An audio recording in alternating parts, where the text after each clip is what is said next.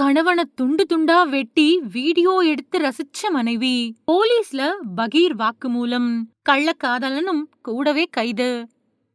தினமும் அடிச்சு சித்திரவதை செஞ்சதோட பல பெண்கள் கூட தொடர்புல இருந்ததால கள்ளக்காதலன் கூட சேர்ந்துகிட்டு கணவரை கொலை பண்ணி உடம்ப துண்டு துண்டா வெட்டி வீசிட்டேன் அப்படின்னு கைதான அவரோட மனைவி போலீசார்கிட்ட வாக்குமூலம் கொடுத்திருக்காங்க. கணவனை துண்டு துண்டா வெட்டின காட்சிகளை வீடியோ எடுத்து அவங்க ரசிச்சதும் தெரிய வந்திருக்கு. சென்னை பெரம்பூர் ரயில் நிலையத்தோட 4வது நடைமேடையில போன 5ஆம் தேதி கேட்பாரற்று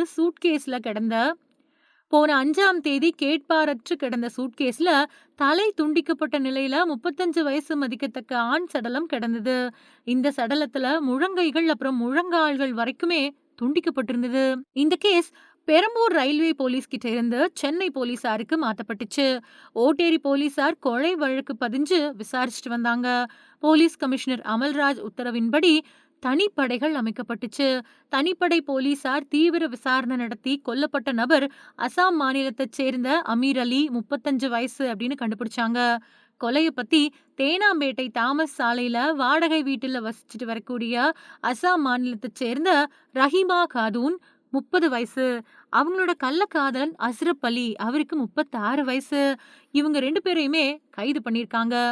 போலீசார் கிட்ட ரஹீமா காதூன் கொடுத்திருக்கக்கூடிய வாக்கு மூலம், நான் அசாம் மாநிலத்தை சேர்ந்தவ, எனக்கு எங்களோட மாநிலத்தை சேர்ந்த ஒருத்தர் கூட ஏற்கனவே கல்யாணம் ஆயிடுச்சு, கருத்து வேறுபாடால கணவனை நான் பிரிஞ்சுட்டேன், 3 வருஷத்துக்கு முன்னாடி எங்க மாநிலத்தை சேர்ந்த அமீர் அலிய 2வதா கல்யாணம் பண்ணிக்கிட்டேன், எங்க மாநிலத்தை சேர்ந்தவங்க தேனாம்பேட்டையில தங்கி இருக்கிறதால நாங்களும் அங்க வாடகைக்கு வீடு எடுத்து தங்கியிருந்தோம்.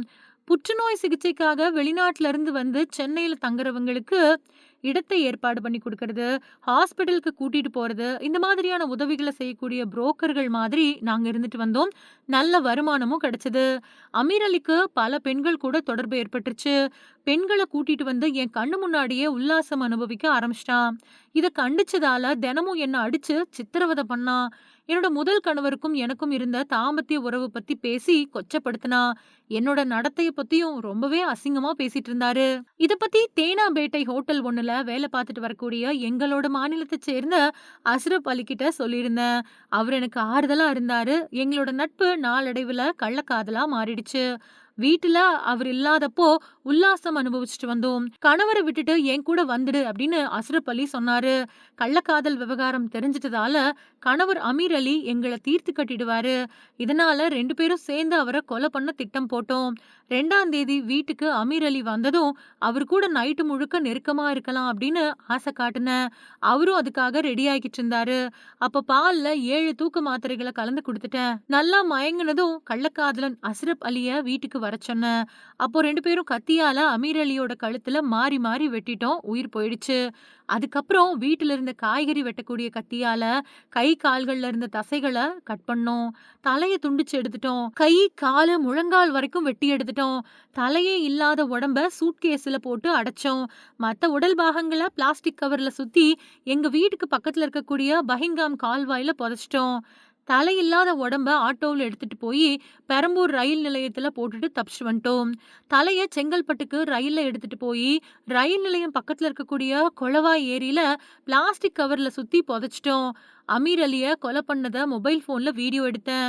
என்ன சித்திரவதை செஞ்சதுக்காக ஆத்திரத்தை போக்கக்கூடிய வகையில பல தடவை அந்த வீடியோவை ரசிச்சு பார்த்தேன் அப்படின்னு அவங்க சொல்லியிருக்காங்க. இந்த விஷயத்த பத்தி போலீஸ் பேசும்போது அமீர் அலி கொலை பத்தி தனிப்படை போலீசார் பல்வேறு கோணங்கள்ல விசாரணை நடத்திட்டு வந்தாங்க.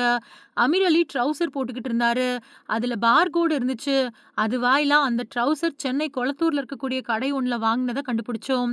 அந்த கடைக்கு போய் ட்ரௌசர் வாங்கின நபர்களோட மொபைல் போனை கடைக்காரர்கிட்ட வாங்கினோம். அந்த நம்பரை தொடர்பு கொண்டப்போ எதிர்முனையில பேசின நபர் திடீர்னு சுவிட்ச் ஆஃப் பண்ணிட்டாரு. இது சந்தேகத்தை ஏற்படுத்துச்சு. அதுக்கப்புறம் அந்த மொபைல் போன் நம்பருக்குரிய வாட்ஸ்அப்ல ஒரு பொண்ணோட படம் இருந்துச்சு. அந்த போன்ல இருந்து அடிக்கடி வாட்ஸ்அப் அழைப்புல மட்டுமே பேசப்பட்டிருந்தது.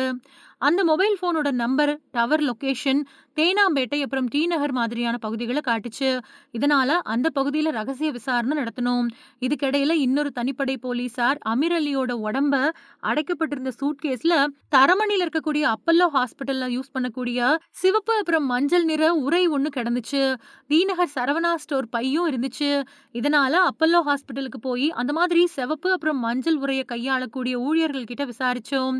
அந்த ஹாஸ்பிட்டல சுத்தி இருந்த 100க்கும் மேற்பட்ட சிசிடிவி பதிவுகள ஆய்வு பண்ணோம்.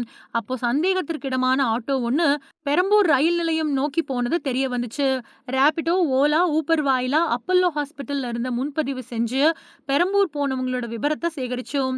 அப்ப நாங்க ஏற்கனவே சந்தேகப்பட்ட ஆட்டோவுல ஒரு பொண்ணும், ஒரு ஆணும் முன்பதிவு பண்ணி தேனாம்பேட்டை தாமஸ் சாலைக்கு போயி அங்கிருந்து பெரம்பூர் ரயில் நிலையம் போனது தெரிஞ்சது.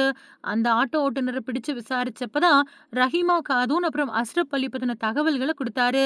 அதோட அடிப்படையில 2 பேரையும் சுத்தி வளைச்சோம். இதுக்கிடையில ரஹீமா காதூன் புற்றுநோயாளிகளுக்கு உதவி செய்யக்கூடிய புரோக்கர் அப்படிங்கிற தகவலும் கிடைச்சது. பெண் ஒருத்தர நோயாளி மாரி நடிக்க வச்சு அவங்க வாயிலா ரஹீமா காதூன் அப்புறம் அஸ்ரப் அலி இவங்கள கைது பண்ணோம்.